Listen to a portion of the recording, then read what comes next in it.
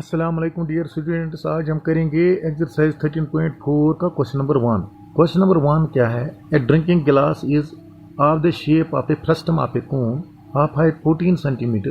The diameter of the two circular ends are 4 centimetre and 2 centimetre. Find the capacity of the glass. यानी हमारे पास एक drinking glass है in the shape of frustum of a cone.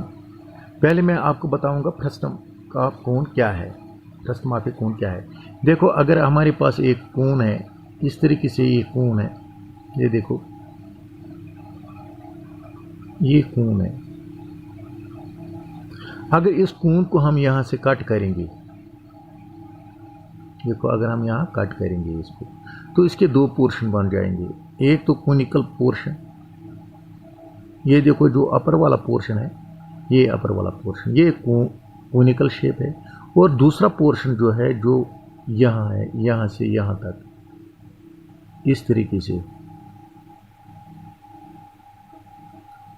तो जो ये portion है, ये पोर्शन, इस पोर्शन को हम फ्रस्टम ऑफ कोन कहते हैं। Frustum of a cone, frustum of a cone. तो फ्रस्टम ऑफ कोन क्या है? When we cut a cone by plane base, by plane parallel base. यानी कि पैरेलल बेस क्या है?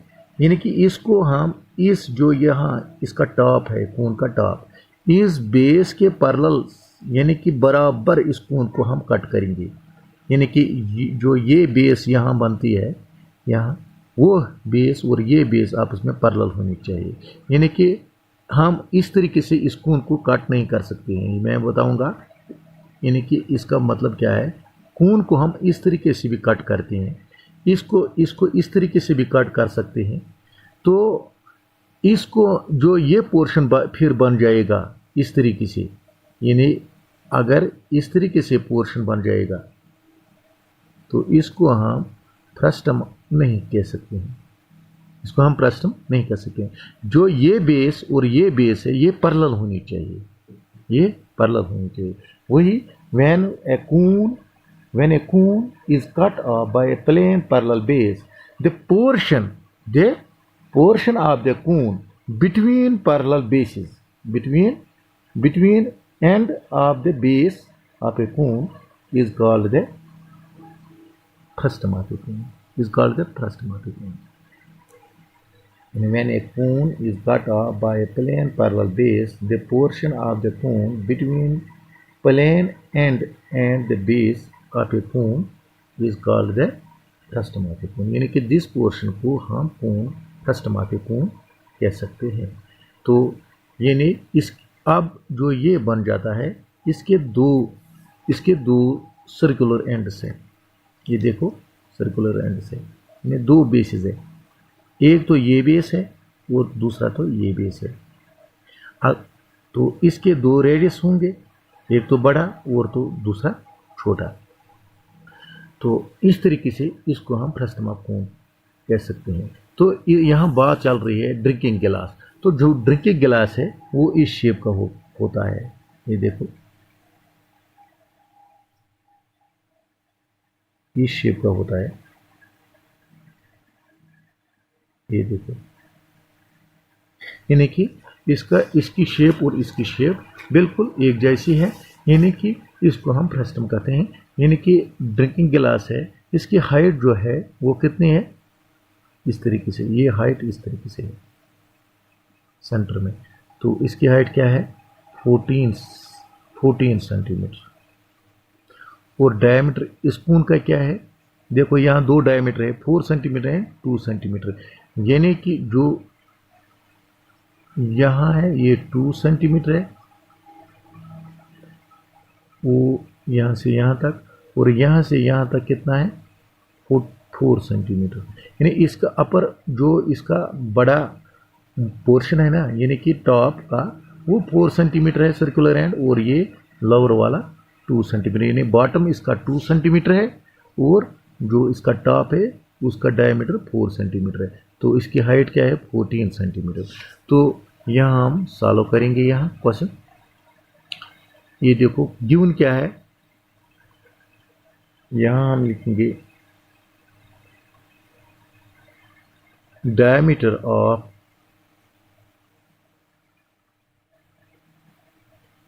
bottom of a glass, यहाँ हम लिखेंगे R1। ये क्या है, डायमीटर, पहले हम डायमीटर लिखें, बाद में हम रेडियस लिखेंगे। डायमीटर क्या है, यानी diameter of bottom of a गिलास, वो कितना है 2 सेंटीमीटर, 2 सेंटीमीटर। देयरफॉर रेडियस,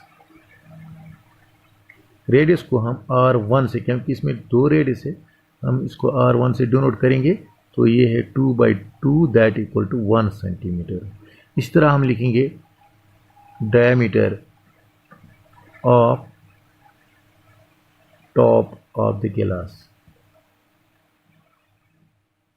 इसको सर्कुलर एंड ये भी है और ये भी है, that equal to 4 centimetre. Therefore radius, तो इसको हम R2 से डिनोट करेंगे, तो 4/2 that equal to 2 centimetre.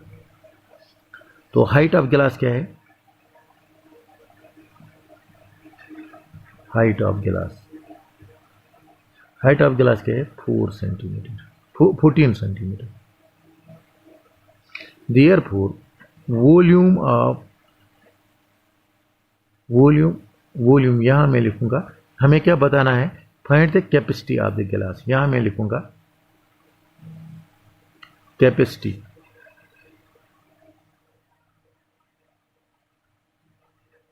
Capacity oblique volume of गिलास and the shape of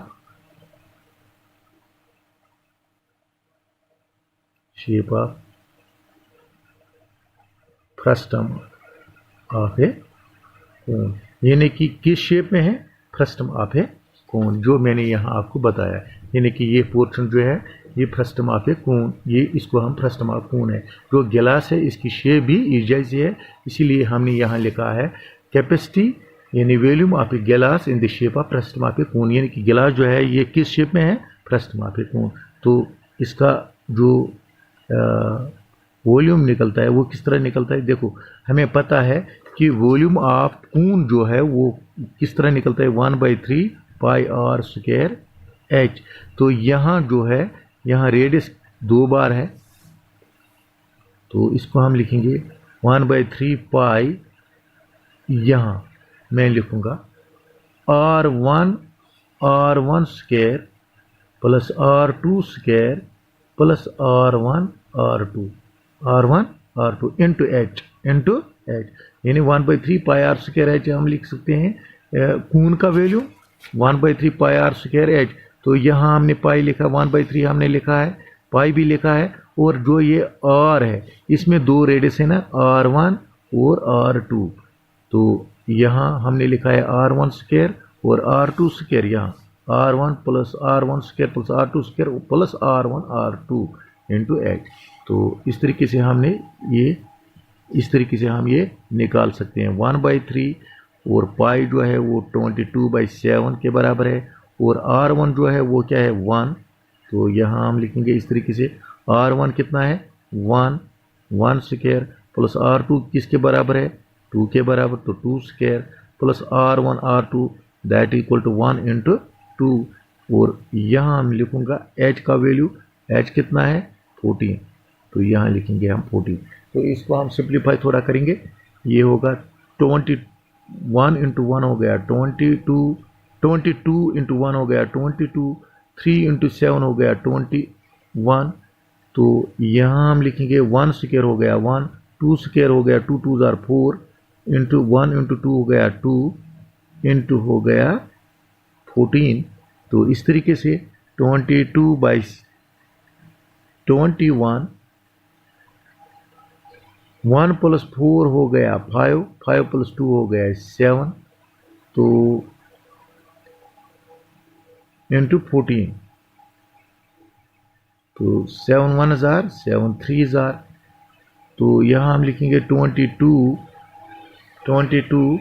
multiplied by 14 divide by 3 that is equal to 14 into 2 हो गया 14 2 जार 28 14 2 ज़ा 28 प्लस कैरी का 2 हो गया 30 डिवाइड बाई 3।